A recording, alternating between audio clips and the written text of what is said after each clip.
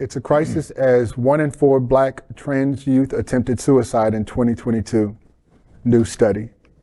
GLAAD CEO Sarah Ellis says that LGBTQ plus communities face increased hate crimes as anti-LGBTQ plus rhetoric drives violence. According to a new research brief from the Trevor Project, 1 in 4 Black transgender non-binary youths attempt suicide in the previous year, a figure twice the rate of their Black cisgender peers. The Trevor Project calls the situation, open quote, a public health crisis that deserves immediate attention, end quote. The results were among key findings of the latest brief by the Trevor Project as it combs through data collected from nearly 34,000 LGBTQ plus young people nationwide for its 2022 National Survey on LGBTQ plus Youth Mental Health. Of 3,008 survey respondents who identified as Black, 25% of those also identifying as trans or non-binary reported attempting suicide in the previous year, compared to 12% of their cisgender peers who identified as gay, lesbian, or bisexual. According to Jack Turbin, director of the Gender Psychiatry program at the University of California, San Francisco, open quote, this report is yet another piece of evidence that we aren't doing enough to fight for these kids, end quote. The results reflect challenges faced by Black transgender and non-binary youngsters as members of dual marginalized communities, a situation exacerbated by waves of anti-LGBTQ plus legislation that have proliferated in recent years. I'm sick. I'm sick. These kids are losing their voice before they even develop it.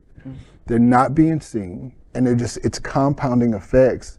They're already Black, and now they're dealing with their own respective identity issues, and people are not even speaking up for them, or they'll be penalized, or punished, or fired, or ridiculed, or isolated, or alienated. So even the people that are responsible for being their voice and helping them find theirs are being taken away from them, right along with their voice. It's devastating. Yeah, and you know what's worse is that, Clifton, I really believe that number is going to go up.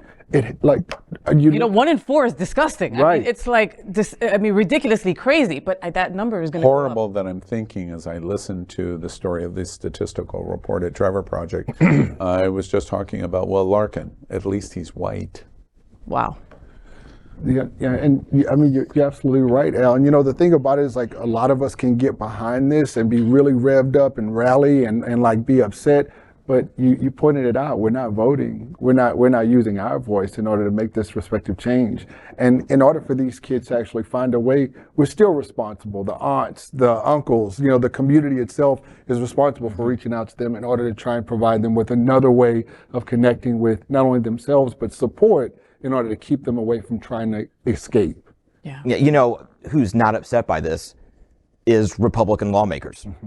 They're just fine with this, except that except that it's being published. That's all. Because I remember a couple weeks ago, we did a story that up in Duval County in Jacksonville, where they're not even allowed to do a survey for all kids, not just gay kids, not a gay survey or LGBTQ survey. They don't even want to know. They don't even want to know or any kids are thinking about suicide, being LGBTQ, nothing. They just don't want to know, and that's what makes them fascist murderers. You know, to that point, one more point before we go to Peter's story on drag. Oh, thank goodness. The saddest episode ever. And interesting, because I agree with you.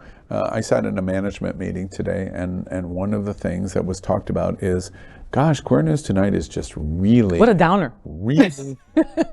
Thank goodness you bring that Latina girl there to just, you know. Exactly, cheer it up. But my answer is, but that's the world we're living in. Unfortunately, it's the world we're living in, to the point of not even wanting to know the statistics here. When I make the just horrendous observation, well, Will Larkins, at least he's got something going for him. He's white. That's the issue here. When you do that story, what jumps off the page for me is this is a direct correlation in the Black community of youth in America. Trevor Project says if you're Black, 25 out of 100 Black youth have attempted in some fashion suicide.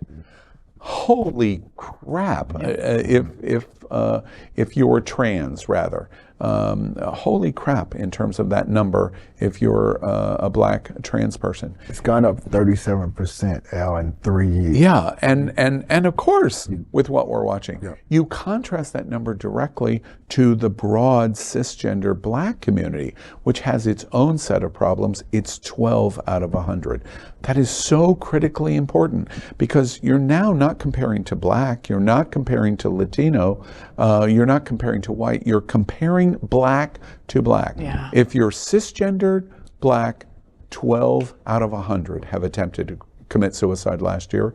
If you're in our community, especially specifically trans, 25 out of 100. It's a shocking number. And to John's point, there's whole swaths of political leaders in America and here in Florida that don't even want to hear the numbers. Don't tell me. Let's not try to find out because we don't care. How come the parents aren't?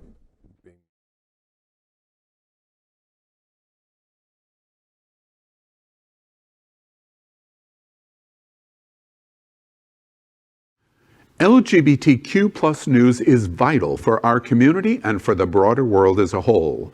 We have enough enemies at Fox News. Tucker, Sean, and Laura are loud. We need passionate allies. Happening Out Television Network, Queer News Tonight, and It's Happening Out are literally out of the closet and into the headlines.